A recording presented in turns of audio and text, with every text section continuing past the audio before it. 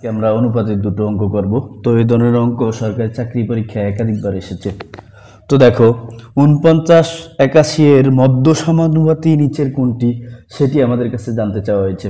তো বন্ধুরা এখানে মধ্য সমানুপাতি নেই, আমরা ধরে নিব মধ্য সমানুপাতি এক্স। তাহলে এখন আমরা একটা সমানুপাত গঠন করব। দেখো 49:x ডবল x 81। তো বন্ধুরা দেখো এই 49-এর 49 অনুপাতের অপর নাম কি? ভাগ। তাহলে অনুপাতের জায়গায় আমরা ভাগ লিখব।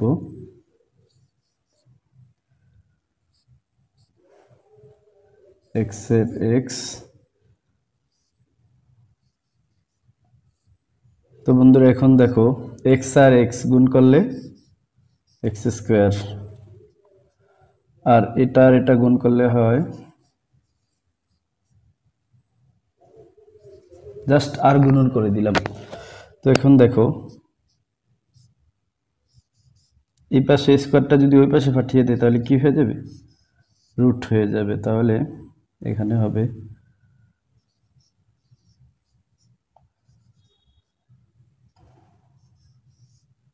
এখন 49-কে আমরা লিখতে পারি 7 স্কয়ার ইন্টু 81-কে লিখতে পারি 9 স্কয়ার। তাহলে দেখো রুট আর স্কয়ারের বাদ রুট, তাহলে হয়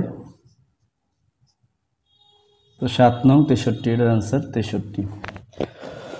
তারপরে আমাদের কাছে জানতে চাওয়া হয়েছে 3, 9 ও 4 এর চতুর্থ সমানুপাত কত। তো বন্ধুরা এই ধরনের অঙ্ক আসলে আমরা 3/9 সমান সমান 4 বাই এই চতুর্থ সমানুপাত আমরা x ধরে নিব। বন্ধুরা এখন আমরা আর গুণন করে দিব, 3 আর x গুণ করলে হয় 3x, আর 4 নং 36।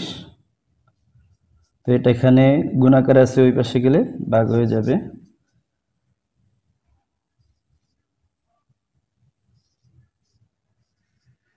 তাহলে 3 12 36, आंसर 12।